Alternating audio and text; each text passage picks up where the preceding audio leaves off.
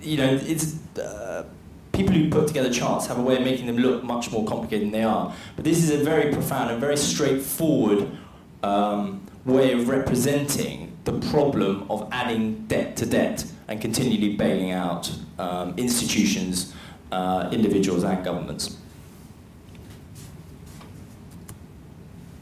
Okay, so this is quite interesting too. So this is about the housing market.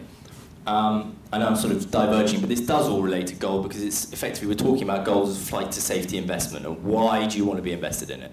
And this is to do with housing. What this shows you is what caused the subprime crisis in 2008 was this mountain of mortgage resets that took place over that time frame. Now, what people I don't think are really aware of is certainly in the US market, we've actually had nearly a whole year off in this period here, where very, very little is reset. And we're now re-entering another period of mortgage resets, obviously where the red line shows you where we are in time. And actually, I'm afraid to tell you that the yellow stuff is the worst stuff of all. You might think subprime is bad. Wait till you come across the yellow stuff, which is called the option adjustable rate mortgage market, where people choose how much they pay, and the rest of it gets locked onto the equity you owe the bank at the end of the day. I'm afraid, unfortunately, a lot of this was the very end of the housing market bubble in terms of the banks lending money to the consumer in 05 and 06, and it's all coming up now. Well, not all of it, but a lot of it is coming up now, and I can't see this is going to have any other effect than what happened in 08, and will lead, unfortunately, to further foreclosures in the US market, and there must be a bleed across the UK as well. Who's heard of this lot? Anybody put their hand up? Anybody heard of GATA? Okay, actually probably more than I expected. It's the Gold Antitrust Action Committee. I'm very much a supporter of theirs. They have a particular methodology which winds some people up. But when push comes to shove, what they're trying to do is throw light on a very esoteric subject that people don't understand at all well, which is what happens to gold once it leaves the mine. Now, I know a lot of you will be interested in mines and how you get gold out of the ground and what it's worth and how we make money out of it and this, that and the other, and that's all very important. But I'm, along with this lot, particularly interested in what actually happens to it after that. And what they tend to focus on are things like the short selling of paper gold versus the real physical marketplace, the dynamics of this, and trying to throw as much light onto it as possible. Central bank leasing and swapping. The story with central bank leasing is a particularly interesting one because we can't seem to get any facts out of the Bank of England, the Fed, or the Treasury Department in the US about what they've been doing. But the thought of GATA is as follows, which is over a very long time frame, central banks have been leasing gold to the investment banks at a very low gold loan rate, sometimes down as low as 0.05%, at which point the investment banks sell the gold into the market and reinvest the money in treasury bonds. It's a circular relationship between the central banks and the commercial banks, and it works for everyone, or it works for both those two ends of the transaction. I'm not sure it works for everyone, but it certainly works for them.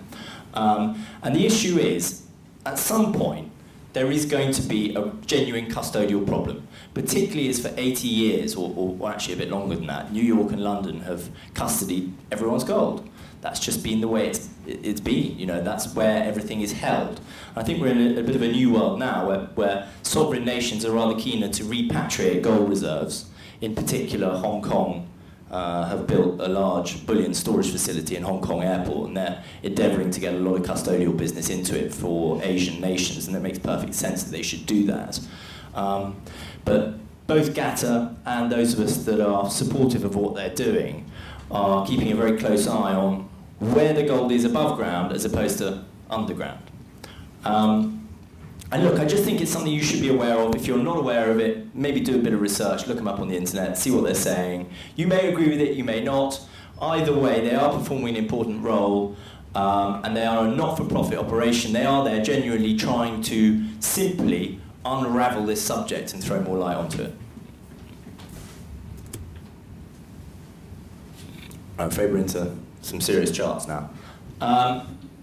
So everyone looks at gold in dollars. which amuses me as an investment manager based in the UK with UK investors, because it really doesn't make any difference. I mean, it does in as much as everyone looks at the dollar gold price and everyone trades accordingly. But when push comes to shove and you're a UK investor and your liabilities are in sterling, you shouldn't be looking at the dollar price of gold. It means nothing to you. This is what's actually happening. Brown's bottom was here or some such when he dumped all our gold in a series of telegraphed auctions. He said to the market, we are going to do 17 auctions of the country's gold, which of course guaranteed the lowest price he could possibly manage. And that was down here.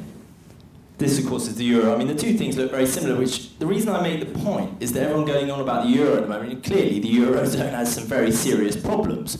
But what a gold bug will tell you is that these charts simply represent the depreciation of the currency, rather than actually being about gold. Because, of course, gold doesn't change. Gold's just a gold. It's just a bar or an ounce of gold. But what this represents is gold versus. And actually, I probably should have inverted these. I often do that. It's just flip the charts upside down, if you can do that in your mind's eye. That's actually what's happening, is you turn it upside down, look at it over the long run, and that's actually what's happening to the currency. And again, it's probably rather a simplistic point, but I think often this is missed by investors and people who are interested in gold.